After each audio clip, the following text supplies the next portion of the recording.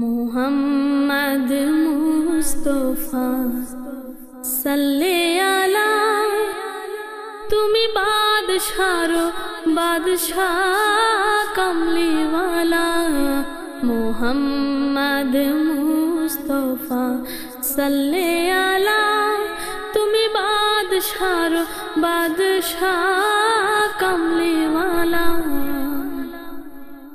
पापे तापे पूर्ण आधार दुनिया पापे तापे पूर्ण आधार दुनिया हलो पुण्य बेहेश्ती रे उजाला हलो पुण्य बेहेश्ती रे उजाला मुहम्मद मुस्तफा सल्ले अला तुमी बादशारो बादशाह कमली वाला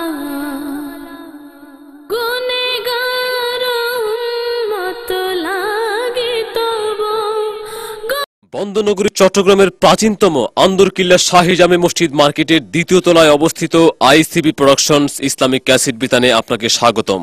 আমাদের প্রকাশনায় রয়েছে সহস্রাধিক ক্যাসেট, সিডি, ভিসিডি তথা মাল্টিমিডিয়া প্রোডাকশনস, ওয়াজ মাহফিল, তেলাওয়াত, ইসলামী সঙ্গীত, হামদ, নাত, ডকুমেন্টারি ফিল্ম, নাটক, কৌতুক সহ বিভিন্ন ইসলামী মাল্টিমিডিয়া প্রোডাকশন সমূহ পাইকারি ও খুচরা বিক্রয় করা হয়।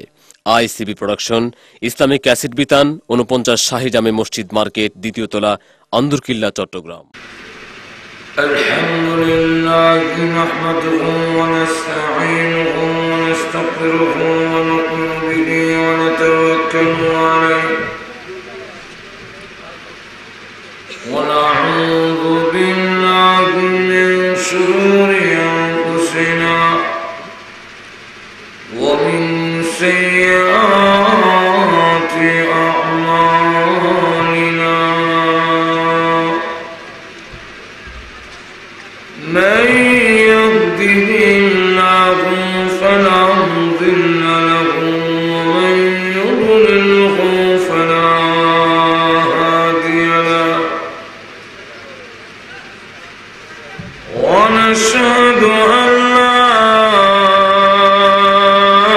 إله إلا الله وحده لا شريك له ونشهد أن سيدنا ومولانا محمدا عبده ورسوله الذي أرسل إلى الناس كافة بشيرا ونذيرا وداعيا إلى الله بإذنه وسراجا منيرا أما بعد فقد قال الله تعالى في كلامه المجيد وفرقانه الحميد أعوذ بالله من الشيطان الرجيم بسم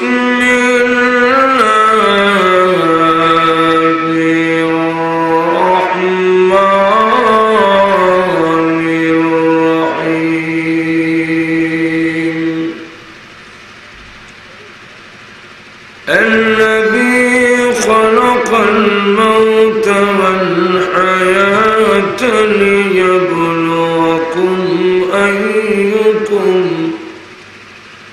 ليبلوكم أيكم أحسن عملا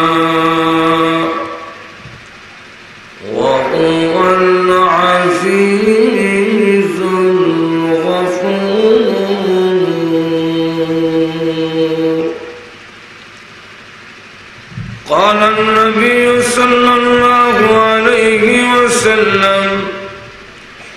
كن في الدنيا كأنك غريب أو عابر سبيل صدق الله العظيم وصدق رسوله النبي الكريم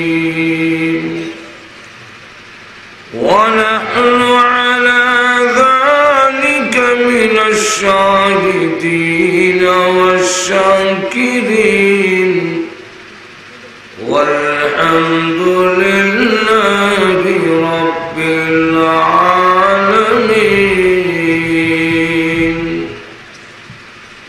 صلى الله على سيدنا ومولانا محمد وعلى آله وأصحابه وسلم صلى الله على سيدنا ومولانا محمد وعلى آله وأصحابه وسلم بلغ العلا بكماله كشف الدجى بجماله حسنت جميع خصاله صلوا عليه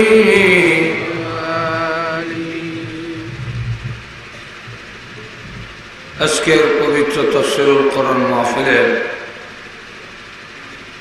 অত্যন্ত শ্রদ্ধেভাজন সভাপতি, উপস্থিত সমবেত প্রাণপ্রিয় মুসলমান ভাইরা, পর্দার অন্তরালে অবস্থানরত অত্যন্ত শ্রদ্ধেয় মা ও বোনেরা, আমি আপনাদের সামনে পবিত্র কোরআন শরীফের সূরাতুল মুলকের 2 নম্বর আয়াতে কারিমা তেলাওয়াত করছি। এই আয়াতের প্রথমে মহান আল্লাহ ঘোষণা দিয়েছেন আল্লাযী খালাকাল মাউতা ওয়াল হায়াতা, সেই সত্তা যিনি সৃষ্টি করেছেন তোমাদের মরণ এবং জীবন। আমাদের মরণ এবং জীবন দুটোই আল্লাহর সৃষ্টি, আল্লাহর দেওয়া। মানুষের জীবনের 2টা দিক, একটার নাম হলো জন্ম, একটার নাম হলো অভাব, মৃত্যু। পৃথিবীর এক দরজা দিয়ে আসে, আরেক দরজা দিয়ে বের হয়ে যায়। পৃথিবীতে মানুষ আসে কাঁদতে কাঁদতে, এবং যাওয়াটা যদি সুবিধাজনক হয় যায়, আসতে আসতে কাঁদতে কাঁদতে যায়। পৃথিবীতে আসে যেভাবে উলঙ্গ, কাপড় নাই, কোমরের মধ্যে একটা সুতাও নাই, যাওয়ার সময় এইভাবেই যেতে হয়। শুধু তার ইজ্জত আর সম্মানটার জন্যে 5.5 হাত কাপড় দিয়ে একটা প্যাকেট দেওয়া হয়। এই কাপড়ের কোনো দাম নেই, ইজ্জত লেগে দেওয়া হয় আর কি। ল্যাংটা তো জামার নেই, বড় বেড়া রে আসিন তো ছোট বেড়া যায় তো বড় ইয়া ঘুমাই গেছে আজ ছোট্ট যায় সময় তো একটু বড় হইয়া যায়, একবার উলঙ্গ খবর দিবেন কেমন? এই জন্য কাপড় দেওয়া হয়, আর না হয় এই কাপড়ের কোনো ভ্যালু নাই। এই জন্য আবু বকর সিদ্দিক রাদিয়াল্লাহু আনহু, বুখারী শরীফের মধ্যে আসে, উনি ইন্তেকালের আগে 3টা কাপড় দিয়া আয়েশা সিদ্দিকা রাদিয়াল্লাহু আনহা, যিনি হলেন আবু বকর সিদ্দিকের মেয়ে, কাপড় দিয়ে বললো, মা এই নাও কাফনের কাপড় দেয়া গেলাম, আমার ইন্তেকালের পরে এই কাপড় দিয়ে আমার কাপড় দিয়ে। আম্মা জান আয়েশা সিদ্দিকা রাদিয়াল্লাহু আনহা কাপড় হাতে নিয়ে দেখলেন তিনটার মধ্যে দুইটাই পুরান আর একটা নতুন।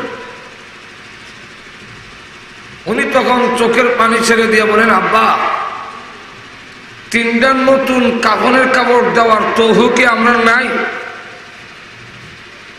আপনি যে কাফনের কাপড় দিলেন এর মধ্যে দুইটা পুরাতন আর একটা হলো নতুন, এর কারণ কি? উনি বলেন, মা, এর জন্য তুমি পেরেশান হও যে নতুন কাপড় দিলে খুব ভালো, পুরান দিলে অসুবিধা। কবরে রাখার পরে আমি যদি জান্নাতি হয়ে যাই তাহলে এই কাপড় থাকতেছে না, জান্নাতের রেশমি কাপড়ের পোশাক পরায় দেওয়া হবে, তাহলে এই পুরান আর নতুন কিছু আসে যায় না। আর যদি আমি জাহান্নামী হয়ে যাই তাহলে কবরে যাওয়ার পরে জাহান্নামের আগুনের পোশাক পরায় দেওয়া হবে। সুতরাং এই কাপড়ের কোনো ভ্যালু নাই। তবে আমি কেন দুইটা পুরান আরেকটা নতুন দিলাম? আমি 2টা বৎসর রাষ্ট্র চালাইছি, আমি রাষ্ট্রপ্রধান ছিলাম। যিনি রাষ্ট্রপ্রধান হন তিনার কাছে জনগণের কিছু দাবি আছে, জনগণের কিছু পাওনা এবং তার কিছু চাহিদা আছে। এটা কি? 6টা জিনিস জনগণের পাওনা। এর মধ্যে একটা হলো যে জনগণকে তুমি কাপড় পরিধান করাবে, এটা তোমার অধীনস্থ। কাপড় এটা মানুষের মৌলিক জিনিস, যে না হইলেও হয় না।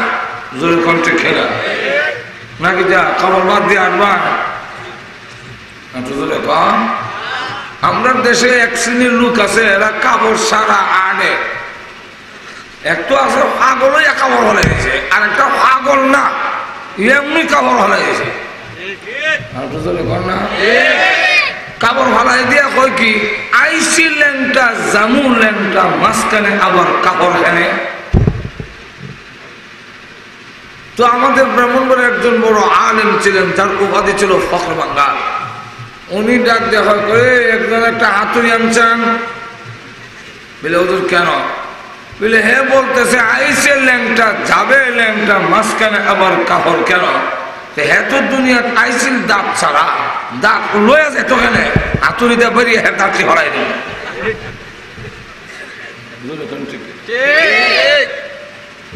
আবার আরেকটা যখন ল্যাংটা আড়ে দিকে বেটা, ল্যাংটা আড়স কেন খবর কিনতে না, আল্লাহর আলিফ, আল্লাহর আলিফ বিলে।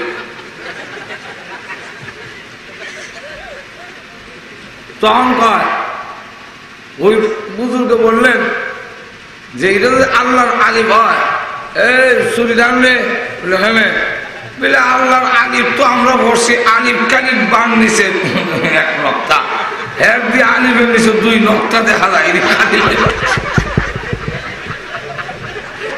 এটা আরেক শয়তান। কাপড় ভাড়াইয়া দিয়ে কোনো মারিফত হতে পারে না, এটা ভণ্ডামি ছাড়া কিচ্ছু না। ভণ্ডামি ছাড়া কিচ্ছু। এই পৃথিবী থেকে যদি আমি ভালো কাপড় নিয়ে যাই, আমল যদি নিতে না পারি, তাহলে কবরে যাওয়ার পরে আগুনের পোশাক পরিধান করে দেওয়া হবে। এটা মানুষের মৌলিক চাহিদা। কাপড় মানুষের মৌলিক চাহিদা, ইজ্জত ডাকা। এই জন্য কিয়ামতের কঠিন ময়দানে আল্লাহ রাব্বুল আলামিন জিজ্ঞাসা করবেন, হে হাসরবাসীরা, জবাব দাও, আমি তোমাদের কাছে কাপড় চেয়েছিলাম, কাপড় দিলে না কেন? হে হাসরবাসীরা, জবাব দাও, আমি আল্লাহ তোমাদের কাছে খাওয়ান চেয়েছিলাম, খাওয়ান দিলে না কেন? আমি আল্লাহ তোমাদের কাছে পানি চেয়েছিলাম, পানি দিলে না কেন? হাসরবাসীরা বলবেন, আল্লাহ আপনি খাওয়ান চেয়েছেন, আমরা দেই নাই, তা হতে পারে না। জান দিলাম মানে, আল্লাহ আপনি পানি চেয়েছেন, আমরা পানি দেই নাই, এটা কিভাবে হয়? আপনি খাবার চেয়েছেন, খাবার দেই না, এটা হতে পারে না। কিভাবে চাইলেন? খাবার মানুষের মৌলিক চাহিদা, পানি মানুষের মৌলিক চাহিদা। এই জন্য কোন মানুষ যদি পানি চায়, এই বেলা বঙ্গি ধরিস না, পানি কি জানে, এইভাবে যদি বলেন হবে না। যে পানি চাক তাকে পানি দিতে হবে, পানির বেলায় না করা যায় না। কোন লোক যদি ধনী হোক গরিব হোক, যেই কোন লোক হোক, বঙ্গি ধনী হোক, পানি হয়তো পানি পড়ার পরে আপনি না করতে পারবেন না যে পানি দেওয়া যায় না, পানি দেওয়া যেত না, এটা বলার সুযোগ আপনার নাই, কারণ মানুষের মৌলিক চাহিদা। 2 নম্বরটা হইল, কোন মানুষ যদি, কোন ভিক্ষুক যদি আপনার কাছে খাবার চায় যে ভাই আমার 10টা টাকা দিন একটা রুটি খাইতাম, 10টা টাকা দিন একটা রুটি খাইতাম, তখন আপনি যাবে না, স্বাস্থ্য খারাপ তোরা, এটা কনের সুযোগ নাই। এটা তার মৌলিক চাহিদা। পেট বড় থাকতে 10টা টাকা দিন রুটি খাইতাম, আপনার তৌফিক থাকলে তার হাতে দেয়া দেওয়া। ঘুমাই গেছেন? যদি কেউ কাপড় চায়, না করতে পারবেন না, বলে ভাই তোর লুঙ্গি দিন আমার ইজ্জতটা ডাকতাম, তাহলে এই সময় তার কাপড় পরিধান করে দেওয়া, কাপড় দেয়া দেওয়া, তৌফিক থাকে যদি আপনি তার একটা কাপড় দিতেন। কারণ মানুষের শরীর ঢেকে রাখা এটা মানুষের মৌলিক চাহিদা। জোরে কণ্ঠে না, আরো জোরে। পুরুষের নাভির থেকে নিয়ে আডু পর্যন্ত, নাভি সহ আর আডু সহ, নাভিটা সহ, নাভিটা নিচে না, নাভি অনেকে নাভির নিচে কাপড় ভেঙে কবিরা গুলো হইতেছে, খবর নাই। আডুর উপরে কাপড় উঠা যদি পিন্ধে কবিরা গুলো হইতেছে, আডুর উপরে কাপড় উঠতো না। পুরুষের এটা ঢেকে রাখুন ফরজ, যেরকম ঢেকে রাখুন ফরজাইন দাইমি, সবসময়, কিছু সময় লেগে না। পেশাব করতে গেলেও বইয়া কাপড় এতটুকু উঠাইবেন যতটুকু করলে পেশাব করুন যায়। কিন্তু আমরা দেশের সিস্টেম হইল পেশাব করা 20 হাত দূরে, এখান থেকে লঙ্গি আলগি দিয়ে যায়। আর এমন ভাবে কাপড় তুলে আল্লাহ হেড অফিস পর্যন্ত খুলি যায়, নিয়ম না, কথাটা বুঝে। আর মহিলা তার সতর হইল মাথার থেকে নিয়ে পা পর্যন্ত সব জায়গা ঢেকে রাখবে, এমন ভাবে ঢেকে রাখবে যাতে করে তার দেহটা মোটা তাজা, এটাও যেন কেউ অনুমান করতে না পারে। কিন্তু আল্লাহ রসুল বলেন আখিরি জামানায় এমন এক যুগাইব মেয়ে লোকেরা কাপড় পরবে, কিন্তু এর পরেও তার হুকুম হবে ল্যাংটার হুকুম। আল্লাহ রসুল বলেন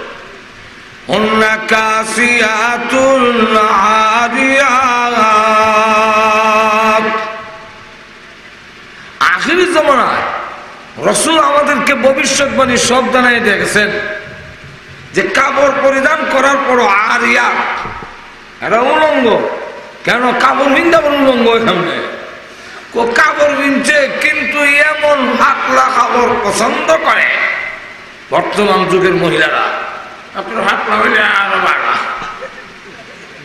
নেটের লাগান জাল যদি হয়েছে কি নেট, আরো বাড়া, বাতাস অটোমেটিক আয়,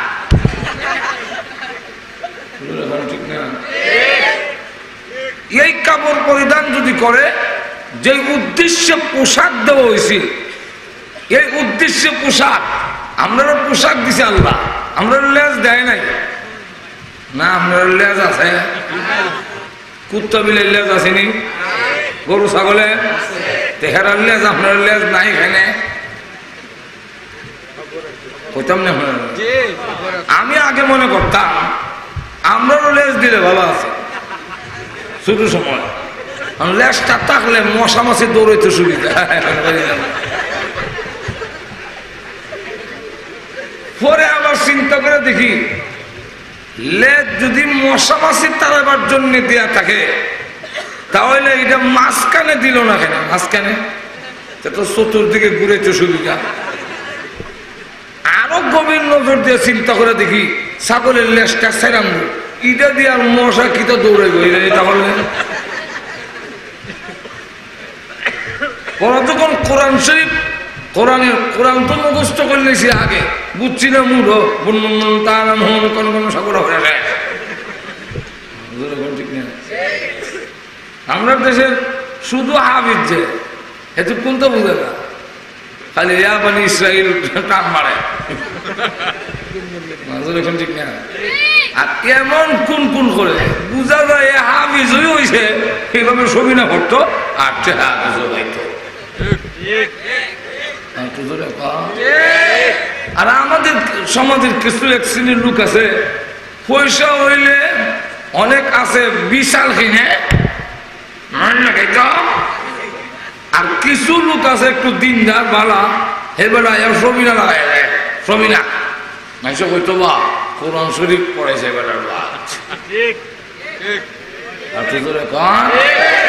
আর আমি আগে সবিনা কইরা দেখেছি আমি নিজেও সবিনা করছি তখন তো বুঝছি না তো সবিনা করতাম গেছি গিয়া দেখি আমরা মাইকও লাগাই দিয়া হেরা জামাই বউ সহ দরজা লাগাই উত্তর বুঝা গেছে যে খামলা লাগাইছে বড় আমরা মনে করতাম কেউ যখন শুনে না আর অত ভালো করে হরে লাভ কি তখন দেখা যায় টান মারে মাঝে মাঝে টানও না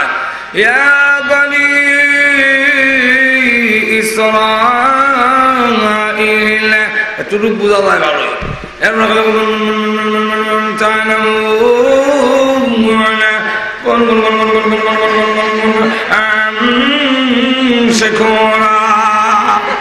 খতম শেষ ঠিক না কোরআন শরীফ মুখস্থ করছি আগে ব্যাখ্যা বুঝি নাই যখন ব্যাখ্যা বুঝলাম তখন আয়াত দেখি আল্লাহ বলেন ইয়া বানি আদম قد أنزلنا عليكم لباسا يواري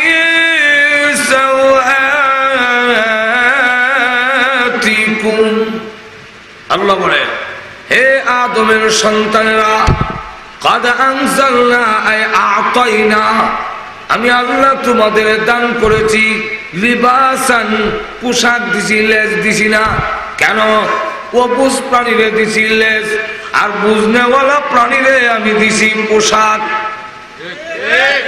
একটু জোরে কর না কুকুর বিড়াল গুলো অবুঝ প্রাণী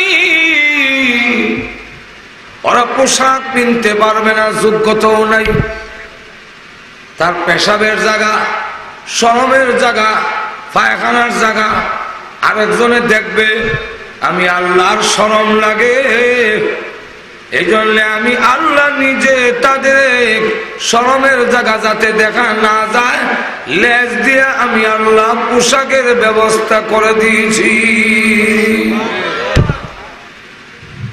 লক্ষ্য করে দেখবেন যেই বাচ্চা পোশাক পরতে পারে না ছোট ল্যাংটা আঁকলে মা বাবার শরম লাগে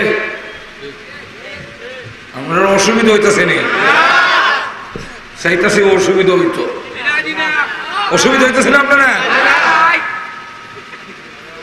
তাইলে এইবার বলেন লক্ষ্য করে দেখেন মনোযোগ দিয়ে শোনেন কিছু আমার পুরুষ এবং নারীরাও ওয়াজ করন দরকার যেহেতু বাড়ির ওয়াজ মেয়ে লোক তো এইভাবে ওয়াজ শুনতে পারে না মেয়ে লোকও কিছু কম দরকার আসেনি না নাই আর তো এখন আসেনি আমাদের দেশের যদি মহিলাগুলো ভালো হয়ে যায় মহিলার ভূমিকা বেশি সমাজ ভালো করার বেলায় পরিবার ভালো করার বেলায় বাবার চাইতে মার ভূমিকা বেশি ভালো ফসল হওয়ার জন্য আসমানের চাইতে জমিনের ভূমিকা বেশি আসমান হইল বাপ জমিন হইল মা বাপের কাম হইল পানি সেগা দিয়া শেষ আসমান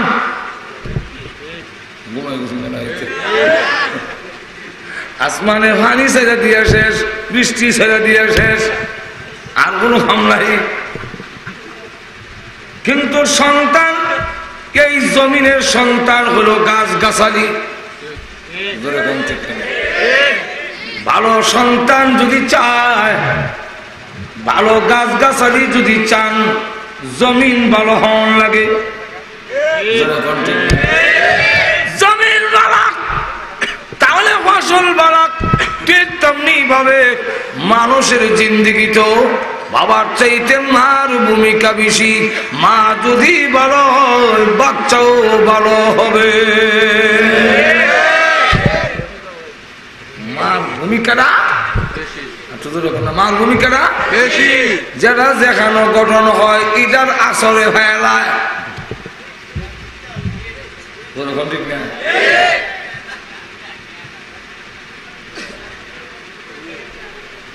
কেরাসিনের বোতলে যদি নিয়ে ঘিও রেখে দেন, কেরাসিনের গন্ধই ফেলায়। কেরাসিনের বোতলে ঘি রাখলে ঘি আর থাকে না, কেরাসিনের গন্ধে রূপান্তরিত হয়ে যায়। যেই মার পেটে সন্তান গঠন হবে, ওই মা যদি খারাপ হয়, বাচ্চাও খারাপের আসরে ফেলায়। মা যদি বড় হয়, সন্তানও বড় হয়। মার ভূমিকাটা বেশি।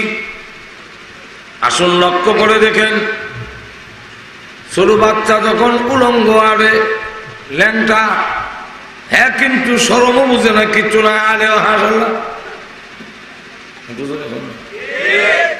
বরং আরো ফালাই দিতে সুবিধা। কিন্তু মা বাবার ভালো লাগে না, শরম লাগে।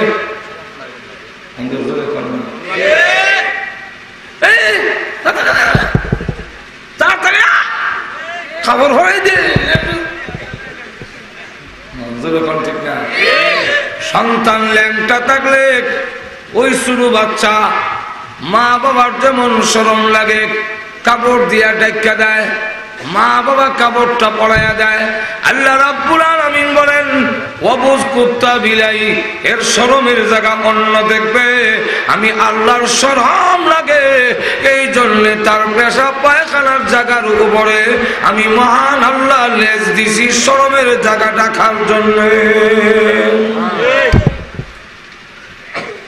কিন্তু মানুষ, তোমরা তো কাপড় ভরতে পারো, এই জন্য আমি ভরাইছি না, তুমি নিজে ভরো, তুমি নিজে কাপড় পরবে।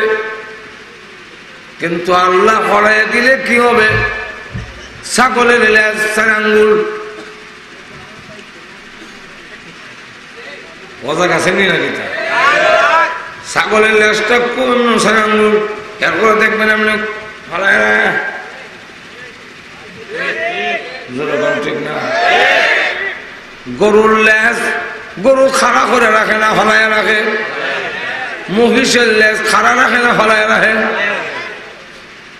শিয়ালের লেজ খাড়া রাখে না, ফলায় রাখে, ফলাই রাখে। সবের লেজ ফলায় রাখে। কিন্তু লক্ষ্য করে দেখবেন, কুকুর আর কুকুর নি লেজ আলগি দেয়।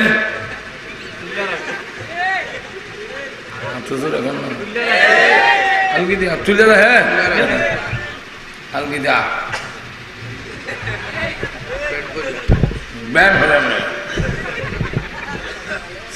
ছাগলের 4 আঙ্গুল লেজ দিয়ে তার শরমের জায়গা ডাকে। আল্লাহ যেমন প্রাণীদেরকে দিয়েছেন লেজ শরমের জায়গা ডাকার জন্য, তারা ঠিকই পেশাবের জায়গা পায়খানার জায়গা লেজ ফালাইয়া ঘুরে রাখে। আর লেজটা ফালাইয়া রাখলে কিন্তু এত দেখা যায় না। কিন্তু কুকুরনির দেখবেন লেজ দিছে 1 হাত লম্বা, এরপরও উঠাইয়া রাখে,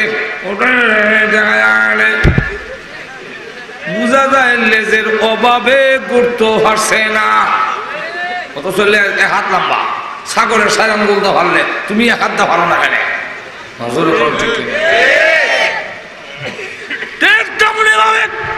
আল্লাহ রাব্বুল আলামিন পুরুষদেরকে পোশাক দিচ্ছেন।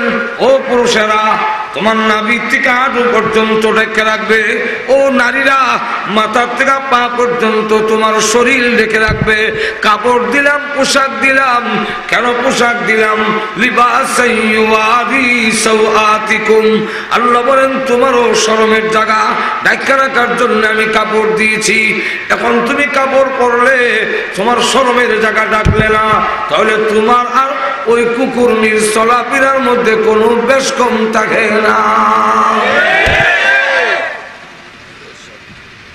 আল্লাহ রাব্বুল আলামিন নারীদেরকে পোশাক দিয়েছেন আর বলছেন পাতলা পোশাক পরো না, বললে তোমার ইজ্জত থাকবে না।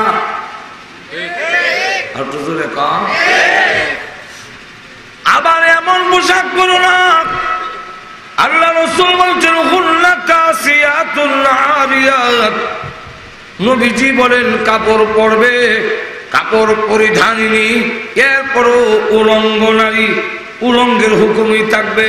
কেন? মহিলা হইয়া সে এমন টাইট পিস পোশাক পরবে। আজকাল শহর বন্দরে আমরা গ্রাম তো বালা, আমরা লন্ডন আর আমেরিকার কথা বাদ দিলাম, ঢাকা শহর আমি যেখানে জুমা ভরাই, বনানী গুলশান যদি আপনি যান, গিয়ে দেখবেন মুসলমানের মেয়েরাও জিন্সের প্যান্ট পিনবে।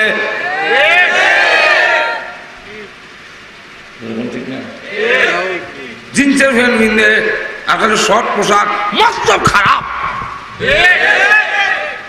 পুরুষের পোশাক দেখা যায় ঠিক থাকে, যেটা ডাকবার কথা হিটা রাখে না, আর যেটা ডাকবার লাগে না হিটা দেখতে বইটায়। পুরুষ দেখা যায় গলার মধ্যে কেন একটা ফাঁসির দড়ি লাগাইছে, কোমরের মধ্যে আবার বান দিয়া শার্টটারে এটা ইন করে ইন ঢুকাইয়া, এরপরে আবার একটা বেল বাঁধে, যেমন কাপড়টা সুচ্ছে যেত না আমার যেরকম ঠিক কিনা। জুতো খাও দেয়, আবার রশিওয়ালা জুতা, রশি ঘুমাই গেছে, রশি জুতো দেখছেন না, তো হাওয়াবান, আবার মুজা, হাওয়াবান, কোমরে বান, গলার বান, হাওয়াবান রশি দিয়া, কোমরে বান বেল দিয়া, গলার মাঝে ফাঁসির দড়ি দিয়া। সোনার বাংলার বাতার বেড়ার ভিতরে ডুব করার কোনো সুবিধা নাই। কিন্তু যে মহিলার ডাকবার কথা, সেই মহিলার গিয়ে দেখা যায় পোশাক শর্ট, শর্ট পোশাক, শর্ট গেঞ্জি কাঁধে বাড়া, হাতা কাটা গেঞ্জি, যেরকম ঠিক না। এরপরে আবার পরে, এরপরে আবার দেখা যায় সাইনবোর্ডের মধ্যে মাঝে মাঝে নজর হয়ে যায়, বড় বড় আপনারা ওই যে ফ্যাক্টরি আছে, তারপরে বড় প্রতিষ্ঠান আছে, এরা আবার সাইনবোর্ড লাগায় না অ্যাডভার্টাইজার লেগে। অ্যাডভার্টাইজার যেটা দেখবেন বেড়াও আছে, বেড়িও আছে, কিন্তু বেড়ার দিকে চাইলে দেখা যায় পোশাক মোটামুটি ভালোই আছে, কিন্তু বেড়িটার দিকে চাইলে একটা বেড়িও দেখা যায়, ইটার দিকে চাইলে দেখা যায় শর্ট পোশাক তো আছেই, আবার এদিক দিয়ে বুতাম নাই, সে দিয়ে না যেরকম ঠিক নেই। বোঝা যায় এদের উদ্দেশ্য ভালো না খারাপ? আর তো যেরকম উদ্দেশ্য কি, ওরা চায় যে মহিলার মাধ্যমে এদেশের যুবকদের চরিত্র ধ্বংস করে দেওয়া। যুবকদের চরিত্র যদি ধ্বংস করা যায়, যুবক যদি খারাপ হয়ে যায়, আল্লাহর কসম এই দেশকে কেউ রক্ষা করতে পারবে না। আর যেই সমাজের যুবক চরিত্রবান, যেই সমাজের যুবকরা ভালো, যে সমাজের যুবকরা মদ খায় না, যে সমাজের যুবকরা গাঁজা খায় না, যে সমাজের যুবকরা এই আপনার ওই হিংসি দিল খায় না, যে সমাজের যুবকরা নামাজ পড়ে, রোজা রাখে, মুরব্বীদের শ্রদ্ধা করে, সভ্য ভদ্র, এই সমাজ অত্যন্ত ভালো সমাজ। যুবকের চরিত্র যদি পরিবর্তন হয়, তাহলে গোটা জাতির চেহারার চরিত্রের পরিবর্তন হয়ে যায়। এদের উদ্দেশ্য হলো আমরা যুবকরা নষ্ট করে দেওয়া, যেরকম ঠিক কিনা। তো দেখা যায় মোটা কাপড় পরিধান করে, আল্লাহু আকবার। হযরত ফাতেমা রাদিয়াল্লাহু আনহা নাম শুনছেন তো আপনারা? ফাতেমা, ফাতেমা কেমন সুন্দরী! আমরা তো সুন্দরী হইলে আরে বাবা রে, জামাই পূজা করতে করতে ঠিক রাখা যায়। দৈনিক 2বার পূজা করে।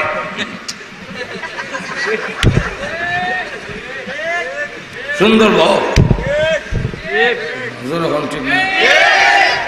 কি সুন্দরী তুমি, 2টা ট্যাবলেট যদি খাওয়াই দেওয়া যায় দাস্ত হইবার লেগে, আর 2টা লম্বা লম্বা টয়লেটও ছাড়লে ওই তোমার সুন্দর শেষ। তখন দেখা যাইব গাল ভাঙ্গি গেছে কি, চোখ গাতাত গেছে, খবর থেকে উঠে আইছে। এখন ঠিক না? তুমি তোমার সুন্দর উপর বাহাদুরি করো, সুন্দর যাইতে 5 মিনিট লাগবে। এক যুবক খুব সুন্দর যাইতেছে, এক আল্লাহর ওলি দেখা তার দিকে চাইলো, আল্লাহ তুমি যদি এত সুন্দর মানুষ বানাও, না জানি তুমি কত সুন্দর। ইউসুফ আলাইহিস সালামকে এক মহিলা, এক জমিদার বাদশার মেয়ে আইসিল পাগল হইয়া, সম্পত্তি বিশাল সম্পত্তি লইয়া আইসিল ইউসুফ আসে কইয়া যে ইউসুফের নাম দাম শুনিয়া সারা দেশের মধ্যে আলোড়ন সৃষ্টি হয়ে গেছে। তখন ইউসুফ আলাইহিস সালামকে ওই বাদশার মেয়ে দেখা কয়, ও ইউসুফ, আমি জানতে চাই তুমি এই সুন্দর সুন্দর দেহের অধিকারী, এটা কি তোমার, তুমি নিজে নিজে হইছো না তোমার কেউ বানাইছে? ইউসুফ আলাইহিস সালাম জবাব দেয়, আমার আল্লাহ আমারে বানাইছে। ওই মেয়েটা তখন করছে কি জানেন, সমস্ত সম্পত্তি সব গরিব ইসু আলাইহিস কিনবার লেগে যে সম্পত্তি লইয়াছিল, বিশাল উট বকরি ছাগল মাগল যা লইয়াছিল, সব গরিবের মেয়ে মিসকিন করে দিয়া কয়, হে ইউসুফ, তুমি যদি এত সুন্দর হও, না জানি তোমার যে বানাইছে সে কত সুন্দর, আজকের থেকে আমার সমস্ত ধন সম্পদ গরিব মিসকিনকে দিয়া সেই সুন্দর আল্লাহর অনুসন্ধানে আমি বের হয়ে গেলাম। লক্ষ্য করে দেখেন তো, ওই লোকটারে দেখে কইল যুবকটারে, তোমার আল্লাহ তো সুন্দর বানাইছে, মনে মনে কয়া যুবক জিগা, আপনি আমার দিকে এইভাবে কেন চাইয়াছেন? আশ্চর্য হয়েছেন আমার সুন্দর দেখা? আপনি কি আশ্চর্য হবেন? আমার সুন্দর দেখা স্বয়ং আল্লাহ আশ্চর্য। আত্মগরিম আইছে, সঙ্গে সঙ্গে দেখে এ আসিল 6 ফুট লম্বা, 5 ইঞ্চি মুহূর্তের মধ্যে 5 ইঞ্চি। তাহলে করে তাহলে আঙ্গুলের বিষয় হারেনি আল্লাহ, আর তুদের না আল্লাহ হারেনি। আপনি অত সুন্দর দেহের অধিকারী, আপনাকে বিশ্রী বানাইয়া আপনার দেহকে আল্লাহ খাটো করে দেওয়ার মতো ক্ষমতা আল্লাহ নাই। আর ওদের আছে কি না? তুমি কি দেখাইবা? কারটা তুমি অহংকার করবা? কিসের ওপর তোমার আত্মগরিমা? তুমি গুনার কাজে যাবে, তোমার কি ভয় হয় না? তোমার মতো কত যুবক কবরে ঘুমাই গেছে। আরে চক্ষু বন্ধ করে দেখো, আর না হয় যাও সিলেট উসমানী মেডিকেল হাসপাতালে, গিয়ে দেখবা তোমার মতো কত যুবক কঙ্কাল হইয়া হাসপাতালের সিটে পড়ে আছে। তুমি কি সুন্দর গরিমা করবা? তুমি কি অহংকার আত্মগরিমা করবে? তোমার তো নিজস্ব নয়, এটা আল্লাহর দেওয়া। তো আমাদের দেশের সুন্দরী হযরত ফাতেমা রাদিয়াল্লাহু আনহা এমন সুন্দরী ছিলেন, আম্মাজান আয়েশা সিদ্দিকা রাদিয়াল্লাহু আনহা বলেন, ফাতেমা আমার ঘরে আসলে, আমার ঘরে লাইট নাই, কিছুই নাই, কিন্তু ফাতেমার পিঠের কাপড় সরাইলে আমার হাতের সুইচ পর্যন্ত দেওয়া যায়। কারণ কার মেয়ে বুঝতে হতো। স্বাভাবিক বাপ সুন্দর হইলে, মা সুন্দর হইলে, আচ্ছা বাপ যদি খালা হয়, মা সুন্দর হয়, তো দেখা যায় 5টার মধ্যে 1টা সুন্দর হয়েছে, 3টে কিছু খালা হয়েছে, মানে বাপেরও কিছু মারও কিছু মিলাইয়া। আর যদি মা বাপ দুজন সুন্দর হয়ে যায়, যদি দেখা যায় বাচ্চা সুন্দর না, বাচ্চাদের সুন্দর সুন্দর, কেন মা বাপ সুন্দর তো সুন্দর হইতো না। এখন ঠিক না, আল্লাহ নবী সুন্দর, এমন সুন্দর আল্লাহ পৃথিবীতে কাউকে বানায় না। নবীকে আল্লাহ এমন সুন্দর বানিয়েছেন, এমন সুন্দর পৃথিবীতে আল্লাহ কাউকে বানায় নাই। সেই বিশ্ব নবী রাহমাতুল লিল আলামিনের কলিজার টুকরা সন্তান ফাতেমা অত্যন্ত সুন্দরী, কিন্তু তার সুন্দর কোনোদিন দেখায় নাই। এমনকি ফতোয়ায়ে রাহিমিয়ার মধ্যে আল্লামা সৈয়দ আব্দুর রহিম রাহমাতুল্লাহি আলাইহি ওনার ফতোয়ার কিতাব ফতোয়ায়ে রাহিমিয়ার মধ্যে আনছেন ফাতেমা রাদিয়াল্লাহু আনহার ওসিয়তনামা, ওসিয়ত আনছেন। পৃথিবী থেকে বিদায় হওয়ার আগে স্বামীকে লক্ষ্য করে যে ওসিয়ত করেছিলেন, আলীর মতো স্বামী যিনি কখনো কোরআন সুন্নাহ বিরোধী কোনো কাজ করবে না, কিন্তু এরপরেও স্বামীর সামনে দাঁড়িয়ে বলে, স্বামী হে, মনে হয় আজকে আমি পৃথিবী থেকে বিদায় হয়ে যাব। হযরত আলী জিজ্ঞাসা করেন, ফাতেমা তুমি কি করে বললে আজকে বিদায় হয়ে যাবে, থাকবে না? হযরত ফাতেমা রাদিয়াল্লাহু আনহা ডাক দিয়ে বলে, স্বামী বিদায় হয়ে যাব আমি কেমনে বুঝছি জানেননি? আমার বোঝার কারণটা হলো আমি গত রাতে স্বপ্নে দেখি আমার আব্বা আমার মাথায় হাত রেখে বলেন, মাগো আর কান্দিস না, আগামীকাল আমি আসবো, তোমাকে আমার সাথে চিরদিনের জন্য নিয়ে যাব।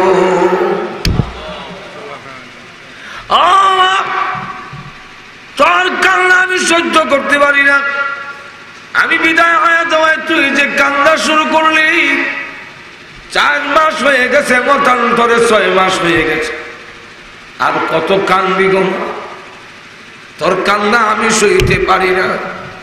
এর কারণ নবীজির অত্যন্ত আদরের মেয়ে, যেই মেয়েটা দেখবেন আপনি বাহির থেকে আইলে কেমন আইছেন, অন্য মেয়েরা এত আসে না, যেই মেয়েটা দৌড় দেয় হাইলে আব্বার আদর করে, এই মেয়ের জন্য বাবারও মহব্বত বেশি হয়। হযরত কাদিয়াতুল কুবরা রাদিয়াল্লাহু আনহা পৃথিবী থেকে বিদায় হয়ে যাবেন যেদিন, ওই দিন তিনি কান্দেন। আল্লাহর নবী জিজ্ঞাসা করেন, খাদিজা গো কান্দ কেন? খাদিজা রাদিয়াল্লাহু আনহা বলেন, 2টা কারণে কান্দি, একটা হলো আমার জন্য, আর একটা হলো গো নবীজি আপনার জন্য কান্দি। নবীজি বলেন, আমার জন্য কেন কাঁদলো? হযরত খাদিজাতুল কুবরা রাদিয়াল্লাহু আনহা বলেন, ওগো নবীজি আমি পৃথিবী থেকে বিদায় হয়ে গেলে আপনার পাশে কে দাঁড়াবে? এতদিন আপনি দাওয়াত দিতে গেলে আমি খাদিজা আপনার পাশে দাঁড়ায়া থাকতাম। খাদিজাতুল কুবরা রাদিয়াল্লাহু আনহা কুরাইশের মধ্যে ধনাঢ্য মহিলা, প্রভাবশালী মহিলা ছিলেন, যার পরে সাধারণ কুরাইশরা নবীজির প্রতি হামলা করতে সাহস পায় না। খাদিজা দাঁড়ানো, আবার নবীজি আমি বিদায় হয়ে গেলে আপনার গায়ে যখন পাথর মারবে কে আপনার পাশে দাঁড়াবে? এই জন্য আমি কান্দি আপনার জন্য। আল্লাহর নবী যেই মাত্র এই কথা বলতেছেন, ছোট মেয়ে ফাতেমা রাদিয়াল্লাহু আনহা তিনি ডাকলেন, মা আপনি কাঁদলেন না, আপনি পৃথিবী থেকে বিদায় হয়ে গেলে আমি ওয়াদা দিলাম গো আমি আমার আব্বার পাশে দাঁড়াইয়া থাকবো। নবীজি খাদিজাতুল কুবরা রাদিয়াল্লাহু আনহা বিদায় হওয়ার পরে দেখা যায় তো নবীজি যখন দাওয়াত দিতেন, গিয়া ডাক দিতেন, ইয়া আইয়ুহান নাস, হে লোক সকল বলো, কুলু লা ইলাহা ইল্লাল্লাহ। এই কালিমার দাওয়াত যখন দিতেন, কবরের মধ্যে ছোট্ট একটা বাচ্চা ধরে রাখতো, নবীর কাপড় ধরে রাখছেন, কবরে ধরে রেখেছে। কেউ পাথর মারতে আসলে ফাতেমা বলতো, আমার আব্বার গায়ে কেউ আঘাত করো না, আমার আব্বার গায়ে আঘাত করো না। এই মেয়েটার নামই ফাতেমা। মাগো আমি দাওয়াত দিতে গেলে তুই আমার কাপড়ে ধরে রাখতি। ও ফাতেমা, আমি যখন বের হয়ে যেতাম ফাতেমা রাদিয়াল্লাহু আনহা আল্লাহর নবীর পিছনে পিছনে যাইতেন। আর আজকে আমি বিদায় হয়ে যাওয়ায় 4 মাস 6 মাস হয়ে গেল, তুই শুধু কান্দস, বিছনার থেকে উঠতে পারস না। ঠিক আছে, আমি আগামীকাল আসবো, চিরদিনের জন্য তোকে আমার সাথে নিয়ে যাব। রসুলকে যদি সত্যিকার ভাবে কেউ স্বপ্নে দেখে, তাহলে ঠিক দেখছেন। দেখাটার আপনার রসুলের গঠন মোবারকের বর্ণনার সাথে আপনার বর্ণনার মিল হইতে হবে। যদি মিল না হয়, দেখা ঠিক আছে। তো আল্লাহর নবীকে কেউ যদি দেখে স্বপ্নের মধ্যে, তাহলে সে সত্যি নবীকে দেখেছেন। অথচ ফাতেমা রাদিয়াল্লাহু আনহা ওনার আব্বা, উনি তো আর দেখছেন কতই, আব্বারও তো না দেখার কথা না। উনি বলতেছেন আমার আব্বা এসেছেন আমাকে নেওয়ার জন্যে, এতেই বোঝা যায় আমি থাকবো না, আমি বিদায় হয়ে যাব। তো বিদায় হয়ে গেলে আমার প্রাণ যখন বের হয়ে যাবে, তখন তো আমার দেহের নিয়ন্ত্রণ আমার কাছে থাকবে না, কাপড় পরিধান করার ক্ষমতা আমার থাকবে না, শরীর ঢাকার মতো ক্ষমতা আমার থাকবে না। আমি জিন্দেগিতে কোনোদিন কাউকে দেহ দেখাই নাই, আমার অঙ্গ কাউকে দেখাই নাই। আমি যখন পৃথিবীর থেকে বিদায় হয়ে যাব, তখন তো আমার সেই ক্ষমতা আর থাকবে না। তাই আমি ওসিয়ত করে যেতে চাই, যাতে আমি জানি আমার স্বামী তো বিজ্ঞ আলেম, মদিনার সবচেয়ে বড় আলেম। রাসূল যার সম্পর্কে বলেছেন আনা মদিনাতুল ইলমে ওয়া আলিয়ুন বাবুহা, আমি হইলাম এলেমের একটি শহর, আর এই শহরের গেটটার নাম হলো আলী। অর্থাৎ শহরের ভিতরে গেট দিয়ে ঢুকলে সব মাল গেট দিয়ে যেমন ঢুকন লাগে, আপনার বাড়ির ভিতরে ঢুকতে গেলে যে ওই গেট দিয়ে আউন লাগে। আসমানি এলেম যত আমি নবীর কাছে এসেছেন, আলীর দরজা হয়ে আছে। তিনি এত বড় আলেম, আমি জানি আপনি একজন আল্লাহর অত্যন্ত ভক্ত। হযরত আলী রাদিয়াল্লাহু আনহু আল্লাহর মহব্বত অন্তরে খুব প্রচন্ড মহব্বত। আল্লাহর নাম শুনলে সব উৎসর্গ করে দেয়। মুয়াজ্জিনের আল্লাহু আকবার শুনলে আল্লাহর মহব্বতের ভালোবাসায় হযরত আলীর শরীরে কম্পন শুরু হয়ে যেত, থরথর করে কাঁপতে থাকতেন, চেহারার রং পরিবর্তন হয়ে যেত। সাহাবীরা জিজ্ঞাসা করেন, আলী, যুদ্ধের ময়দানে বড় বড় সৈনিকদের সামনে দেখেছি তুমি কোনোদিন চেহারার পরিবর্তন হয় না। আলী রে, হাজার সৈন্যের মোকাবেলা একবেলা করতে পারে এমন লোকের সামনে তুমি গিয়েছ, কিন্তু দেখা গেছে আলীর চেহারার কোনো পরিবর্তন নাই, শরীরের মধ্যে কোনো কম্পন নাই। কিন্তু মুয়াজ্জিনের আল্লাহু আকবার শুনলে তোমার এরকম হয় কেন? হযরত আলী বলেন, আমার আল্লাহর নাম শুনলে আল্লাহর ইশকর মহব্বতে আমার শরীরের মধ্যে কম্পন সৃষ্টি হয়ে যায়। সেই আলী রাদিয়াল্লাহু আনহু তো অন্যায় করবেন না, কিন্তু এরপরেও ফাতেমা রাদিয়াল্লাহু আনহা ওসিয়ত করে যায় যে আমার ইন্তেকালের পরে আমার যখন গোসল দেওয়ানো হবে, তখন তো সতর্ক থাকতেই হবে। এরপরে যখন নাকি কাফন পড়াবেন, জানাজা পড়বেন, তখন তো প্যাকেট করে ফেলবে, পর্দা তো হইছে, কিন্তু এরপরেও আরো উপর দিয়ে পর্দা দিয়ে রাখবেন। বলে কেন? যখন কাফনের কাপড় পরায়, তখন তো পায়ে একটা বাঁধ দেয়, বুকে বাঁধ দেয়, মাথার মধ্যে একটা মুড়ায় একটা বাঁধ দেয়, যেরকম ঠিক কিনা। আর এই বাঁধ দিতে গেলে তখন কাপড়টা টাইট হয়ে যায়, দেহটা কুদ্দুর মোটা এবং লম্বা। এটার একটা মোটা মানুষ না হালকা মানুষ, এটা তো কাপড়ের প্যাকেট করলে বোঝা যায়। আমি ফাতেমা রাদিয়াল্লাহু আনহা যখন কাপড় পরানো হবে, তখন আমার দেহটা মোটা কুদ্দুর, এটা সাহাবীরা দেখলে বুঝে ফেলবে আমি লম্বা কুদ্দুর ছিলাম, এটা বুঝে ফেলবে।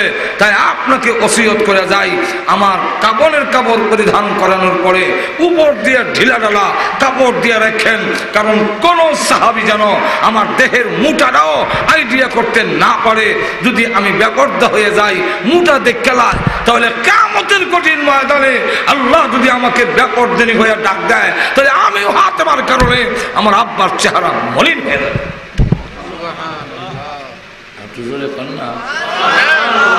এখন লক্ষ্য করে দেখেন, 3 নম্বরটা হইল ওসিয়ত, আমাদের দিনের বেলা দাফন করেন না, রাত্রির অন্ধকারের মধ্যে আমাদের দাফন করবেন। কেন? কবর রাখবার সময় তার কাপড় ধরে রাখলো, খবর দেয় লাশ তো দিব ধরে কোন ঠিক কিনা। তখন তো একজন উকি দিয়ে দেখে লিব, সব মানুষ তো এক সমান না, কিছু লোক তো আছে বেমারি, আর অন্তরের মধ্যে বেমার আছে, এখন না এর খাসলত খারাপ। মেয়ে লোক রিস্কা উঠলে হে খারো আছে, এতে ঠ্যাংটা তো আলগি দিব, ঠ্যাংটা তো আল।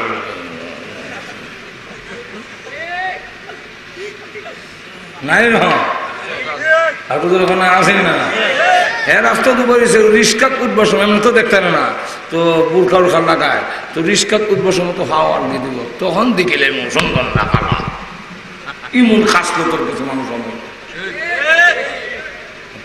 ঠিক না তুমি এদিকে তাকাই থাকে নেই কিন্তু হ্যাঁ চাইব হ্যাঁ খাসলো যেরকম ঠিক না এমন লক্ষ্য করে দেখেন ফাতেমা রাদিয়াল্লাহু আনহা বলেন আমার কবরে রাখবার সময় অন্ধকারের মধ্যে রাইতের আন্ধারের মধ্যে রেখে দিবেন যাতে করে আমার দেহটা কুদ্দুর মুঠা লম্বা এটা দেখতে না পারে ফাতেমা রাদিয়াল্লাহু আনহা নবীর মেয়ে হয়ে যদি পর্দার ব্যাপারটা এত গুরুত্ব দিল তাহলে আমাদের দেশের ফাতেমা আয়েশা এরাও পর্দার বিধানের গুরুত্ব দেওয়ার দরকার আছে নি না নাই তোমার দাম কি ফাতেমার থেকে বেশি নবীর মেয়ে ফাতেমা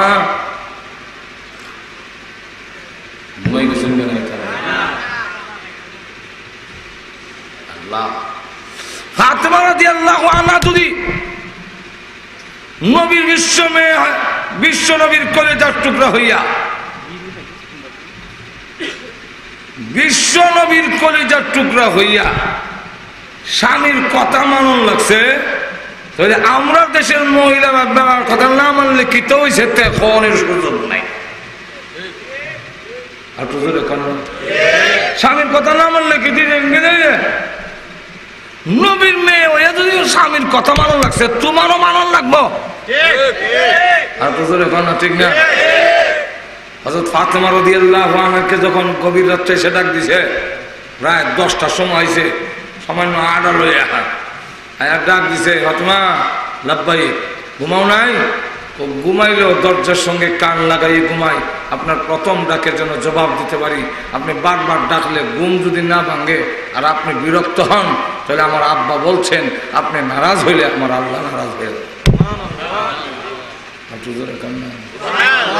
এই নেও আড়া রুটি বানাও রুটি বানাও আমরা দেশের মহিলা হইলে রাত 10টার সময় কেসকি মাছ পেয়ে বাদ গেলে বেশ কিটা হলাই দেবি ওই হলে আর খাই খাও না হযরত ফাতেমা রাদিয়াল্লাহু আনহা রুটি বানাইতেছেন আর হযরত আলী রাদিয়াল্লাহু আনহু বলেন ঠিক আছে আমি একটু বিশ্রাম নেই রুটি হইলে দুজনে একসাথে খামু কারণ মাঝে মাঝে জামাই বউ একসাথে খাওয়ানো সুন্নত আমরা তো আবার এটা মনে করি কি ও তারা বেটে হয়ে গেছি এখন মাঝে মাঝে খাই না একসাথে এমন এই অবস্থা হযরত আলী রাদিয়াল্লাহু আনহু বলেন রুটি হইয়া সারলে একসাথে খামুনে হইয়া গিয়ে বিছনা শুইছে পরিশ্রমের মানুষ হইলে বিছনা শুইতে দেরি হয় ঘুমে ধরতে দেরি হয় এখন আর সুখী মানুষ হইলে গড়িতে গড়িতে ঘুমায় আমার পরীক্ষিত অসুবিধা হইতেছে না আপনারা বেশি লম্বা করতাম না সারালে অসুবিধা নাই অসুবিধা হইতেছে তাহলে লক্ষ্য করে দেখেন যে সময় আগে ছোট সময় পরিশ্রম করলে আল্লাহ এমন ঘুম আয় দুয়াটা দরজা লাগাইবার সময় ঘুরে নাও লাগ আমি তো হিগুনে ঘুরে নিতাম আল্লাহ বিস্মে কাম তো আহে বালিশ না তুইয়া দরজার খিলি লাগাই সময় আল্লাহ বিস্মে কাম তো আহে কারণ বিছনা করে সারলে আর দোয়া হরতারে মরে দেখে ঘুমিয়ে যায় আর বড় লোক সারলে অনেক সহজ ঘুমায় কর বদলা যেরকম ঠিক কিনা করের বদলা এমন লক্ষ্য করে দেখেন হযরত ফাতেমা রাদিয়াল্লাহু আনহা গিয়া দেখে রুটি বানাইয়া আলী ঘুমাই গেছে আমরা দেশের মহিলা হইলে ধাক্কাটা হলাই দিলে যদিও গাল ভুলাইয়া রুটি বানাই লইলে কিচ্ছু খায় না গাল ভুলাই আছে অত রাখবে সে আটা রুটি বানাইতা গাল ভুলাইয়া রুটি বানায় আবার গিয়া দিলে ঘুমাই গেছে বাবা দেখো না কত সুখ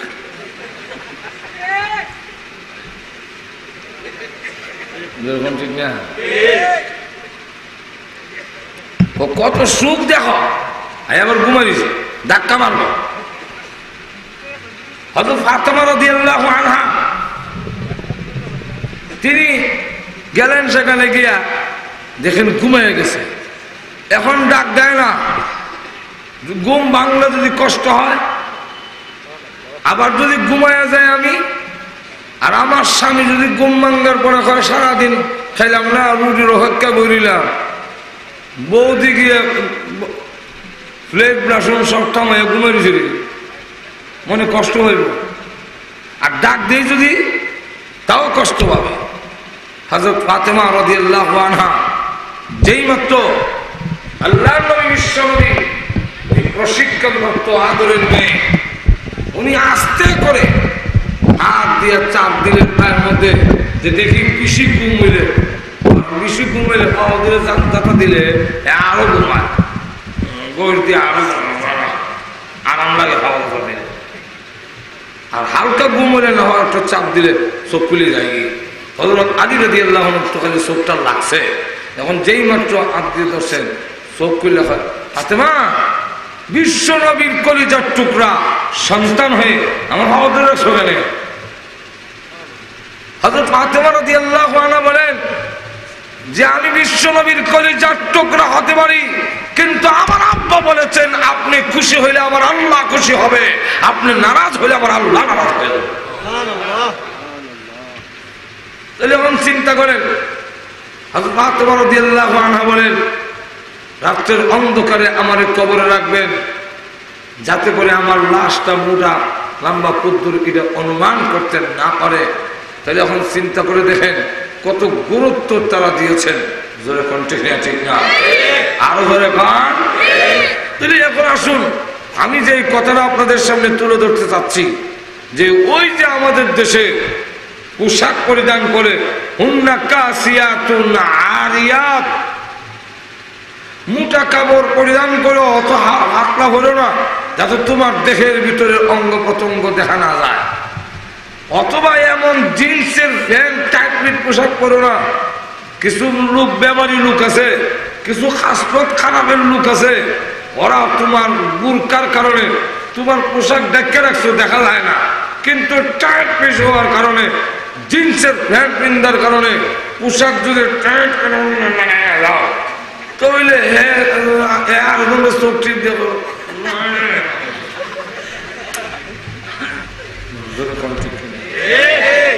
এতে তুমিও গুনাহগার হবে, আরো লোকগুলো নষ্ট হবে।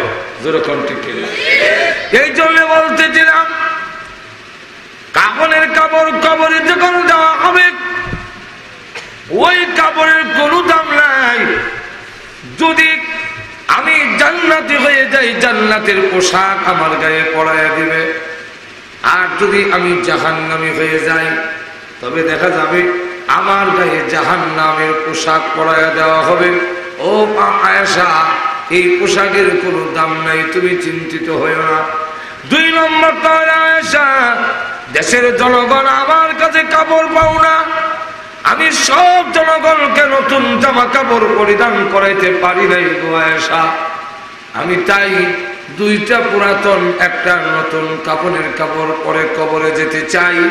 আল্লাহ যদি আমাকে জিজ্ঞাসা করেন দেশের জনগণকে মৌলিক চাহিদা যেটা কাপড়, এটা কি তুমি পরাইছো নাকি তুমি নিজে নিজে নতুন কাপড় পরিধান করে এসেছ, আমাকে যদি আল্লাহ জিজ্ঞাসা করেন তখন আমি আল্লাহ রাব্বুল আলামিনের সামনে জবাব দিব, প্রভু গো, আমি যেমন সকলকে নতুন জামা কাপড় পরাইতে পারি নাই, আমিও 3টা নতুন কাপড়ের কাপড় নিয়ে কবরে আসি না। আমিও কম, আমি 2টা পুরান আর একটা নতুন নিয়ে এসেছি। আমি যেমন সব আসি না, আমিও নতুন কাপড় সব নিয়ে আসি নাই। তাহলে মানুষের এই যে কামনের আল্লাহ পোশাক দিছেন, তার ইজ্জত সম্মান ঢাকার জন্যে আমি যে কথাটা আপনাদের সঙ্গে বলতেছিলাম, মনে আছে তো আপনারা? না অসুবিধা হইতেছে?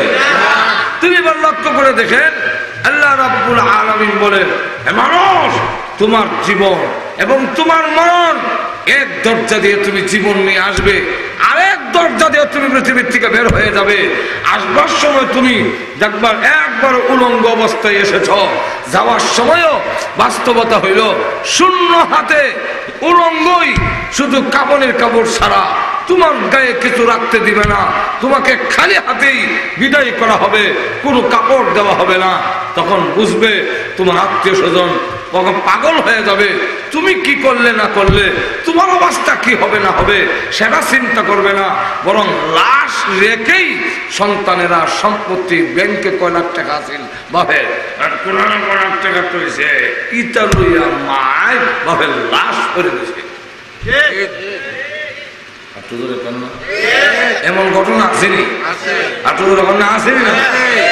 ঢাকার একবার মারা গেছে কোটি কোটি টাকার মালিক, তো কোটি টাকার মালিক এবারে জীবন নামাজ পড়ছে না, ইমাম সাহেবরা সব বয়কট করে নিয়েছে, তার জানাজা পড়তাম না। হে জিন্দিগি তো শুক্রবার মসজিদ হয়েছে না, আর জানাজা পড়ে লাভ কি, এমনি তুই যাও। তারা আল্লাহ হয় হুজুর, এখন আপনারা যদি জানাজার নামাজ না পড়েন আমাদের জন্য একটা কলঙ্ক না, আমরা তো ধরেন। কাকতি মিনতি করার পরে ইমাম সাহেবরা কইল আচ্ছা ঠিক আছে, অত যখন কাকতি মিনতি করো তোমার বাপের জানাজাটা বরং একটা কাফারা লাগাও, কাফারাটা দেওয়া দাও। নামাজের একটা নামাজ যারা পড়ছে না, এটা একটা কাফারা, এটা নামাজের গুনাহ মাফের জন্য নয়, এই কাফারা লাগায় দুনিয়ার একটা শাস্তি, যাতে এর ডরে অন্যরা নামাজ না ছাড়ে। কিন্তু এই কাফারা দিলে নামাজ না হইতো না। তখন জিগা কয় লাখ টাকা দেন তো হিসাব করে কাফারা কত হয়, ওখানে হিসাব করে দেখে জিন্দিগিতে তো নামাজ পড়ছে না, 6 লক্ষ টাকা, 6 লক্ষ টাকা হয়েছে। যেই মাত্র 6 লক্ষ টাকা খালি হয়েছে, এমনি তার ডাকায়া বাসা, এক দেশের বাসা, এক দেশের গুলি, আরেক দেশের গালি, তার ডাকায়া বাসা হয় হালায় নামাজ পড়লো নাকি? ডাইনিমি মসজিদ বামিমি মসজিদ হালায় নামাজ পড়লো নাকি? ওখানে আমরা কাফারা দে মুখে মরুগা ঠান্ডা পড়ব।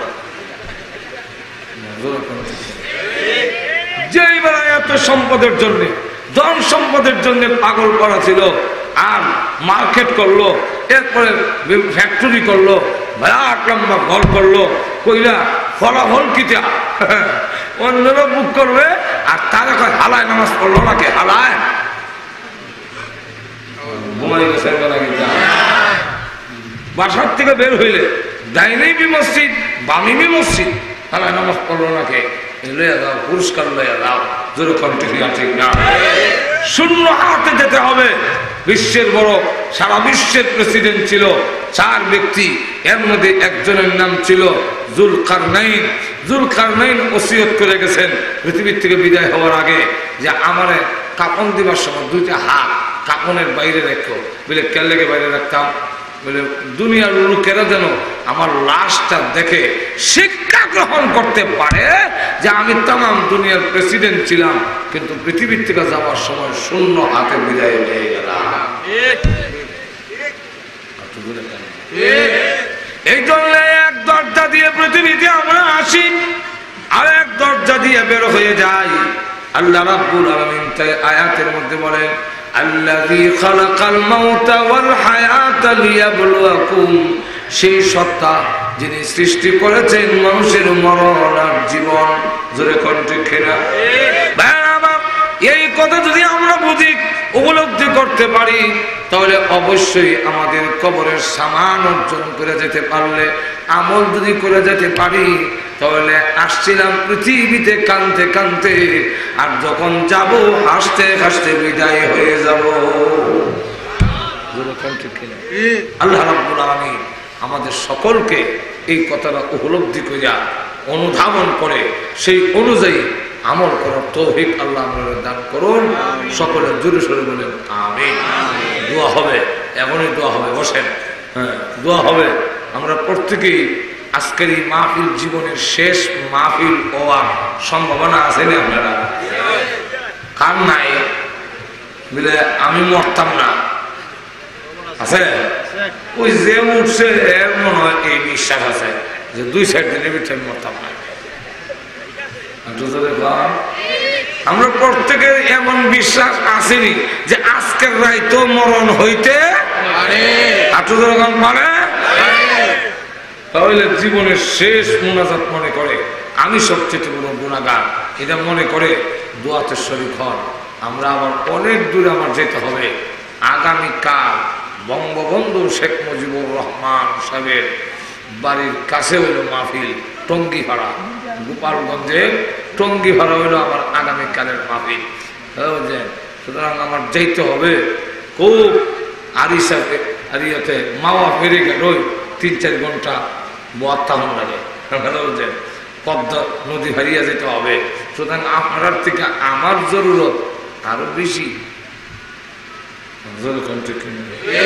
আমরা তো বাড়ি ঘর যাবেন 2 কিলোমিটার 3 কিলোমিটার না 5 কিলোমিটার হয়ে, আর আমার তো যেতে হবে কোথায় বুঝছেন? হঠাৎ এর পরের দিন আবার যেতে হবে। আমরা দোয়া করি এবং আমাদের আত্মীয় স্বজন যারা কবর ঘুমাই দিছে এরা আমাদের দিকে অসহায় হইয়া তাকাই দিছে, ধরে কন্টিনিউ ঠিক না, এদের জন্য আমাদের দোয়া করা উচিত না?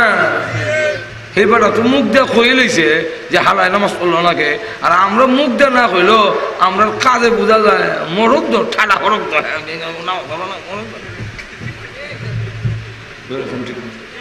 এই জন্যে আমাদের মা বাবার জন্যে হাজী সোনামিয়া সাহেবের রুহের মাগফিরাতের উপলক্ষে আজকের মাহফিলের আয়োজন করা হয়েছে। এই জন্য প্রত্যেকেই দুআতে শরীক হই। এর আগে আমরা দুরূদ শরীফ পড়ি।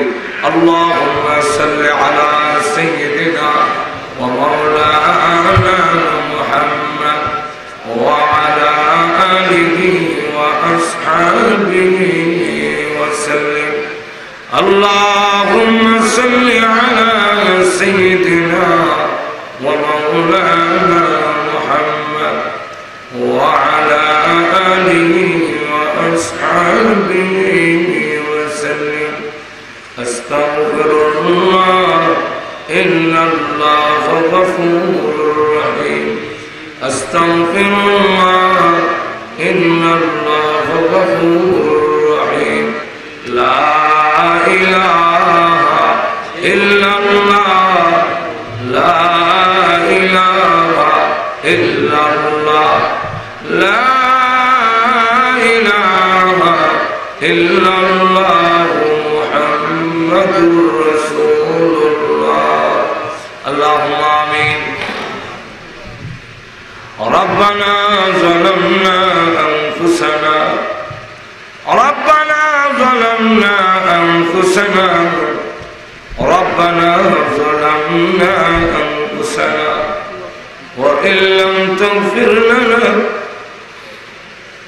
وترحمنا لنكونن من الخاسرين ربنا اغفر لنا ولوالدينا رب ارحمهما كما ربياني صغيرا رب ارحمهما كما ربياني صغيرا رب العالمين तमाम জীবনের গুনার বোঝা মাথায় নিয়ে আল্লাহ গুনার উপরে লজ্জিত আর শর্মিন্দা হয়ে আলিম উলামা নিয়ে সাদাদারি ওয়ালা মুরব্বি নিয়ে নওজোয়ান ভাইদেরকে নিয়ে মাসুম বাচ্চা নিয়ে পর্দার আড়ালের নেককার মা বলল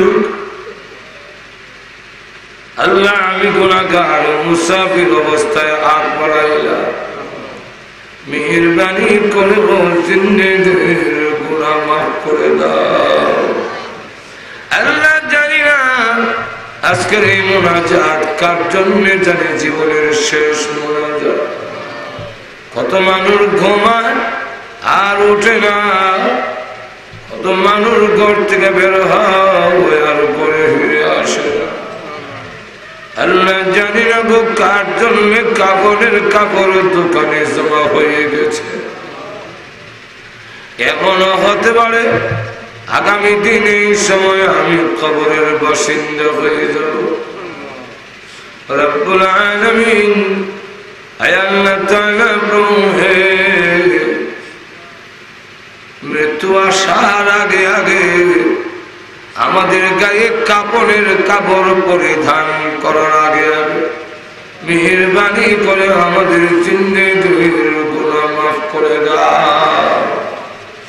রব্বুল আলামিন প্রভু, জানি না কোন দিন কবরের বাসিন্দা হয়ে যাবে, কি লইয়া কবরে যাব, কোন সামান নাই, কোন পুঁজি নাই।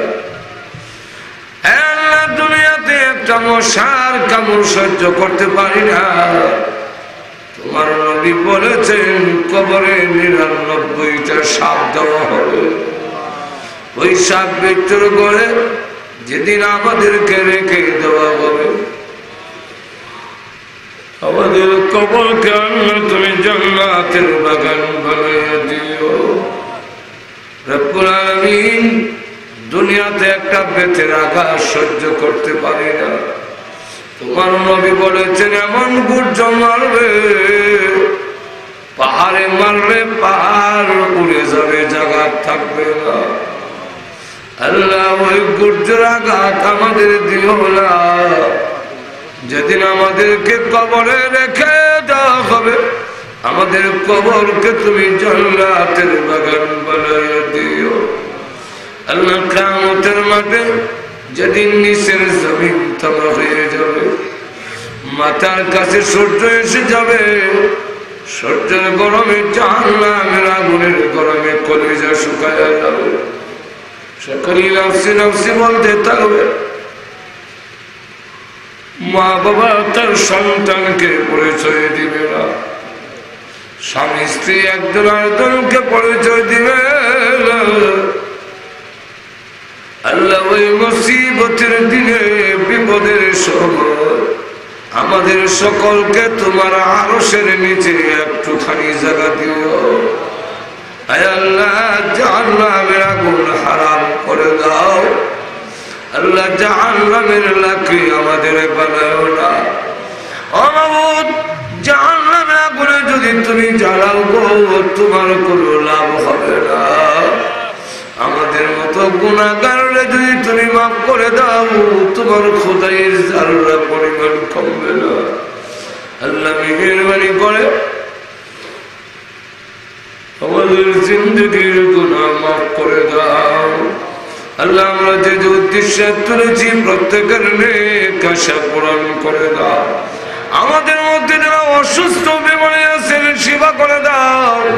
আল্লাহ, আমাদের সন্তান গুরুকে নামাজি দিনদার পরেজগার বানায়া দাও।